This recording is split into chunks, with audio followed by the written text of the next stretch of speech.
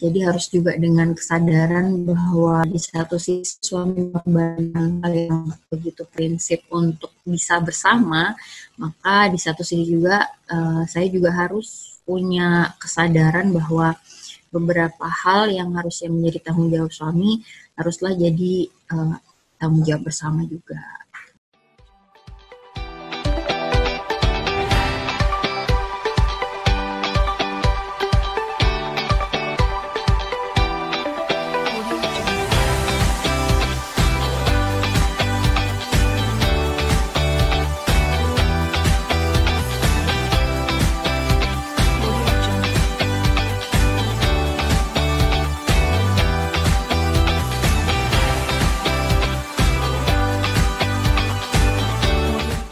Hai sahabat Lady Story, ketemu lagi dengan saya Yakutina Marjan di acara Lady Story Talk Show menghadirkan kisah-kisah inspiratif pahami wanita untuk pahami dunia. Kali ini kita bersama dengan Ibu Hakim Cantik, Ibu Septi. Apa kabar Bu? Alhamdulillah baik, Assalamualaikum. Waalaikumsalam warahmatullahi wabarakatuh. Sebelum kita masuk nih ya Bu Hakim, bagaimana sih Ibu bisa memutuskan berkarir menjadi hakim, kemudian harus berpindah-pindah seperti itu ya. Mungkin Ibu bisa memperkenalkan diri terlebih dahulu. Bagaimana sih Ibu itu dari background apa? Ibu itu tinggal di mana? Seperti itu. Baru masuk ke materi bagaimana berprosesnya menjadi seperti sekarang ini. Silakan Bu Hakim. Nama Septia Putri Riko. Kebetulan Ibu host yang sekitar membahana ini teman waktu di pondok. Kami satu pondok dulu waktu di MTS di Asalam Solo.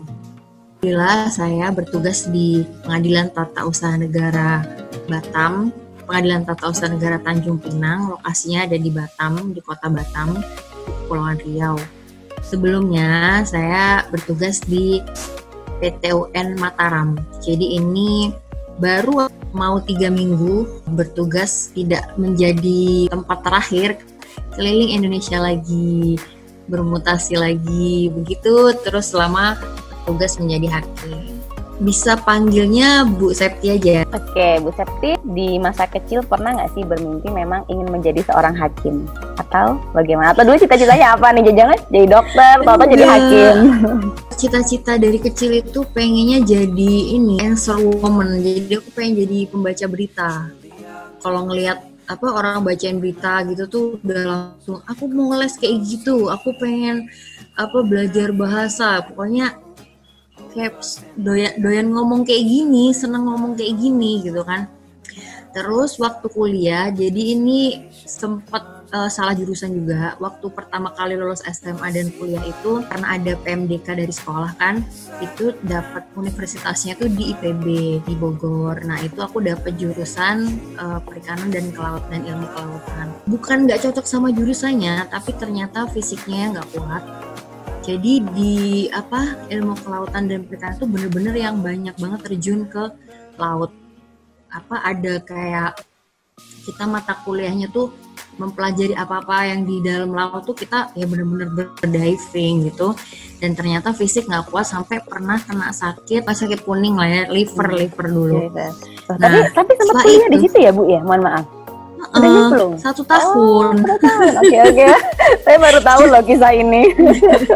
Sempat 1 tahun, tapi belum sampai ujian akhir semester sakit itu. Dan akhirnya sama orang tua pada saat itu tanpa pikir panjang tuh langsung dijemput untuk dibawa pulang tuh bener-bener langsung lepasin kuliah di situ. Jadi waktu itu papa cuma bilang gini, kuliah tuh gampang lah, nanti kamu tertunda kapanpun bisa, tapi kalau kesehatan gitu itu harus kita utamain dulu. Jadi sekarang papa nggak mau ambil resiko, kita nggak usah ribet-ribet ngurus ke kampus, kamu langsung cabut aja dari kampus. Bingung kan, aku terus mau ngapain ini, mau kuliah apa? Terus papa lah yang kasih saran, karena papa memang yang punya background hukum, walaupun beliau bertugas di kantor pertanahan, papa basicnya jurusan hukum. Udah, kamu kuliah hukum aja. Itu benar-benar nggak ada bayangan. Dan ya karena kuliah telat juga, jadi waktu itu nggak mikir mau ada pilihan lain gitu. Ya udahlah, bismillah. ternyata itu jadi jalan Allah. Begitu kuliah hukum malah jadi kayak ini, kayak apa, kok kayaknya aku seneng banget ya sama dunia ini gitu, cocok gitu. Aku kayak wah udah punya banyak pikiran, nanti aku pengen itu di bidang hukum maksudnya. Apa sering juga aku ikut seminar-seminar apa untuk bisa misalnya jadi legaling di perusahaan atau apa. Aku ternyata suka bikin konsep-konsep kayak gitu. Setelah itu ambil kuliah S2-nya tuh notaris karena papa sama mama pengen aku jadi notaris. Pas lulus S2 ada pembukaan di bank instansi, rame-rame sama teman-teman. Sebenarnya ini termasuk iseng aku nyoba daftar Mahkamah Agung untuk jurusan ya, tanpa tahu kalau nanti jadi hakim tuh akan seperti ini. Berarti masuk ke hukum itu bisa dikatakan kecemplung seperti itu ya. Iya. Tapi kecemplung sekarang menikmati. Ya mungkin tuh yang namanya ini ya, yang namanya takdir ya, kayak gitu jalannya. Bu Septi ini kan sudah S2 notaris ya, tapi nggak ada, memang dari saat S2 tuh nggak ada keinginan untuk ingin menjadi notaris mandiri yang kan suka ada pelangnya tuh Bu Septi gitu dan namanya di depan rumah gitu, nggak pengen ya seperti itu ya. Itu udah ini, bahkan bukan udah pengen, tapi itu udah diusahakan. Jadi aku udah magang juga di salah satu notaris sebagai persyaratan kalau nanti mau buka kantor kan, seperti itu. Kemudian itu juga aku sudah memenuhi persyaratan lain seperti ikut ujian kode etiknya, kemudian mengurus anggota luar biasa di organisasi ikatan notarisnya, seperti itu semua sudah terpenuhi. Ya itu tadi, tapi di selama perjalanan mau membuka kantor itu entah kenapa kok iseng ikut aja nih, mumpung waktu itu masih nggak ada kerjaan yang pasti juga, cuman dalam masa menunggu itu akhirnya ikutlah tes hakim itu, tes calon hakim. Bener-bener nggak nyangka karena tes itu bareng sama teman satu kos, itu ada 4 orang dan mereka berempat itu yang udah kayak punya planning jadi hakim itu seriously gitu loh. Jadi udah tahu lah arahnya hakim itu supaya, dan aku iseng dan qadarullah malah aku yang keterima, mereka gak ada yang keterima. Oh, mereka berempat itu nggak ada yang keterima satupun? Gak ada. Oke. Makanya mereka bilang ya mungkin itulah ya itu namanya takdir lah gitu, nggak semua yang kita pengen. Dan aku waktu keterima itu juga nanti aku tuh hakim tuh ngapain, apa itu aku sama sekali nggak ngerti. Sekarang kita bicara tentang domisili ya Bu ya. Itu kan pasti sudah harus tahu di awal bahwa memang akan dipindah-pindah dari satu tempat ke tempat lain. Bagaimana nih Bu Septi apakah memang enjoy, karena emang Bu Septi suka traveling ya kalau saya lihat kan. Suka traveling, suka jalan-jalan, explore Indonesia. Artinya oke lah, suka dipindah-pindah. Tapi satu sisi itu kan ada kepentingan keluarga yang akhirnya nggak bisa settle di satu kota sampai tua misalnya. Seperti itu bagaimana Bu? Kalau dibilang dari awal udah tahu berpindah-pindah, mungkin untuk aku pribadi tuh sebenarnya aku nggak tahu.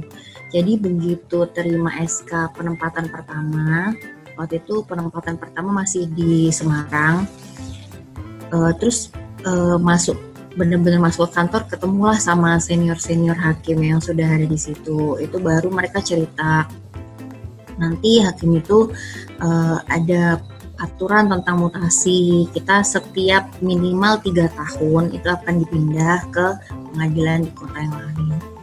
Itu bener-bener langsung langsung down sih. Jadi waktu terima SK itu posisi kami tuh baru menikah usia 2 minggu, jadi baru langsung harus menjalani long distance sama suami. Dan waktu itu mikirnya gini, nggak apa-apa lah, saya di Semarang, aku di Semarang, nanti suami bisa nyusul ke Semarang. Tapi ketika tahu bahwa nantinya akan berpindah-pindah minimal 3 tahun, itu memang waktu itu langsung kayak minta kayak musyawarah gitu sama suami. Ini mumpung belum berjalan lama gitu kan, apa kita lanjutin aja ya gitu.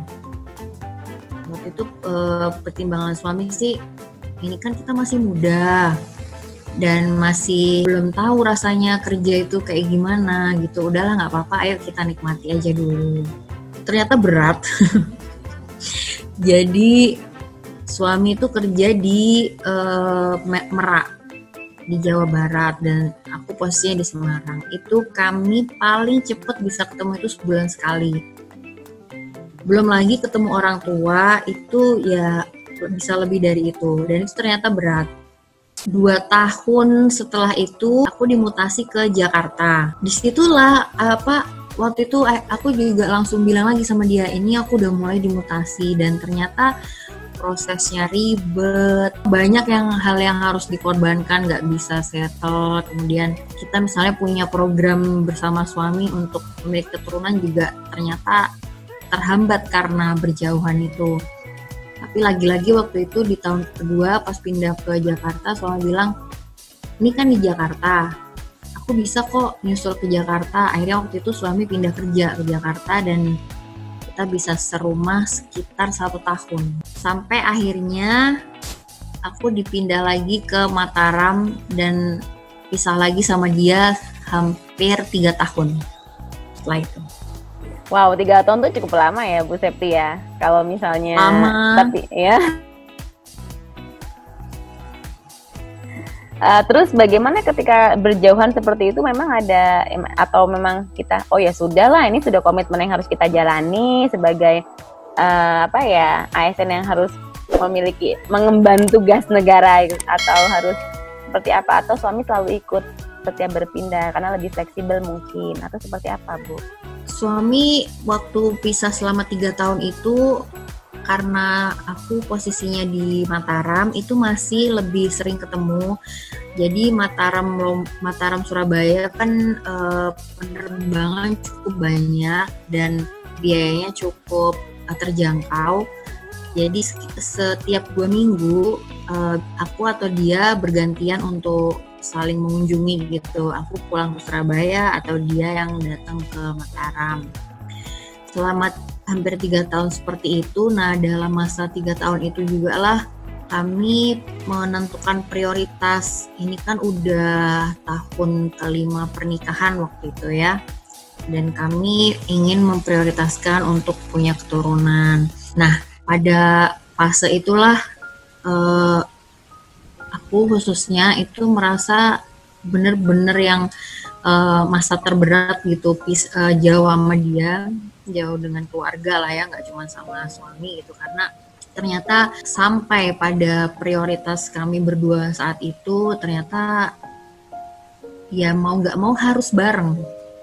Mau ke dokter manapun, mau pengobatan apapun, itu memang frekuensi kebersamaan itu harus banyak gitu untuk mengusahakan memiliki turunan seperti itu. Nah pada masa itulah benar-benar sampai aku minta pertimbangan sama orang tua juga, gimana ya kalau akhirnya resign gitu. Sempet nanya juga ke teman-teman yang dalam profesi yang sama, dan mereka akhirnya memutuskan resign. Itu memang ada beberapa sih pengalaman juga seperti itu. Jadi waktu itu udah sempet mau resign sampai ketika aku udah ngadep ke atasan, disitulah kebetulan waktu itu atasanku juga perempuan soalnya. Nah di situ beliau tuh kasih ya masukan, kasih juga pertimbangan-pertimbangan gitu, yang akhirnya pada saat itu menguatkan aku, menguatkan suami juga untuk iyalah ini tuh sesuatu yang mungkin saat itu sebaiknya jangan kita korbankan dulu, khususnya buat pekerjaanku gitu kan. Kita cari jalan lain dulu gitu. Nah, pada saat itu beberapa program kehamilan yang kami jalani juga mengalami kegagalan pada saat itu. Itu juga bikin dia malah memberikan support, malah bilang gini dia, suami bilang, kalau kamu dalam kondisi seperti ini, kamu nggak punya kesibukan atau kamu nggak dialihkan dengan pekerjaan atau kegiatan di kantor, mungkin itu malah lebih berat buat kamu gitu. Jadi pada waktu itu bismillah akhirnya aku tetap kami dengan ridho keluarga juga akhirnya tetap memutuskan untuk bertahan seperti ini dulu. Sampai akhirnya di tahun saat ada gempa besar di Mataram, di Lombok, itu justru bikin titik balik ke suami. Dia bilang mungkin aku aja yang harusnya berhenti. Ya jadi itu akhirnya kayak pengorbanan dia gitu. Tapi menurut saya memang suami ibu itu kan sayang sekali ya. Kalau saya lihat ke ibu itu benar-benar yang support, maksudnya dalam sisi rumah tangga pun untuk masalah ingin, pastilah setiap orang ingin memiliki keturunan. Beliau juga ibu dan beliau juga sudah berusaha semaksimal mungkin, walaupun beberapa kali. Ibu sudah berapa kali ya kalau boleh tahu program bayi tabung tapi gagal itu, Bu? Dua kali ya, Bu ya.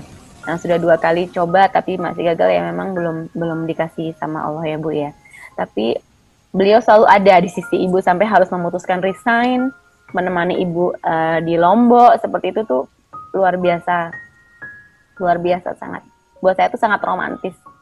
Mungkin ini ya, rasa bersalahnya tuh karena mungkin kita perempuan itu pasti tahu lah, pasti paham bahwa status bekerja untuk seorang perempuan dan untuk seorang suami itu kan pasti beda gitu. Memang ini juga kan bukan keputusan yang 1-2 hari, ini benar-benar lama sekali kami pertimbangkan gitu.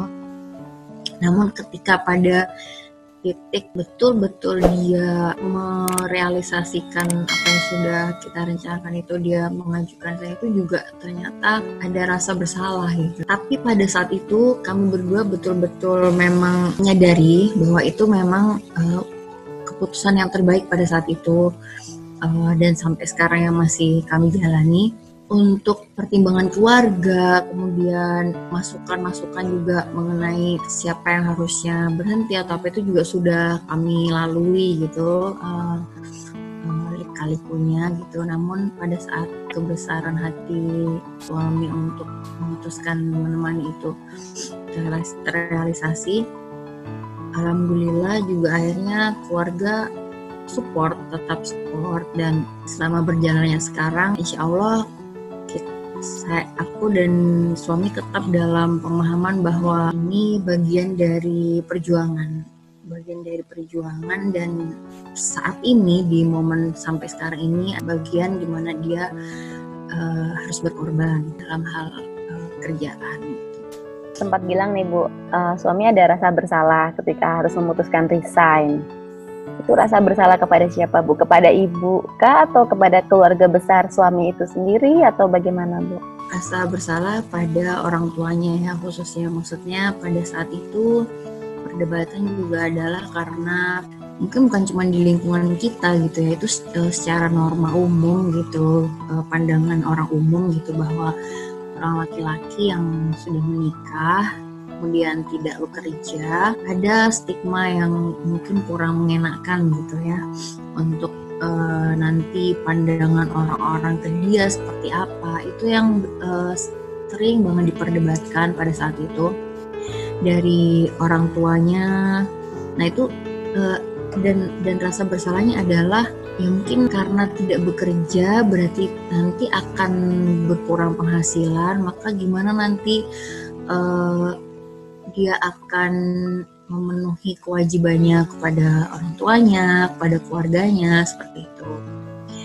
Namun karena ini adalah keputusan bersama dan sangat kami sadari bahwa itu akan menimbulkan impact ke semua. Jadi harus juga dengan kesadaran bahwa di satu sisi suami mengorbankan hal yang begitu prinsip untuk bisa bersama, maka di satu sisi juga saya juga harus punya kesadaran bahwa beberapa hal yang harusnya menjadi tanggung jawab suami haruslah jadi tanggung jawab bersama juga.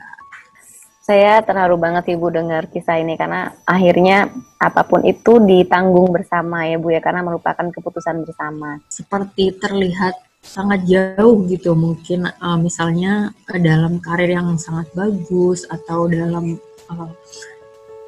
hal-hal di luar yang sangat diusahakan maksimal, tapi ada satu sisi dalam keluarga yang ingin aku lindungi nilainya gitu. Jadi aku nggak ingin suamiku di rumah merasa bahwa istrinya lupa gitu, bahwa ada hal yang prinsip juga di rumah gitu yang harusnya diutamakan.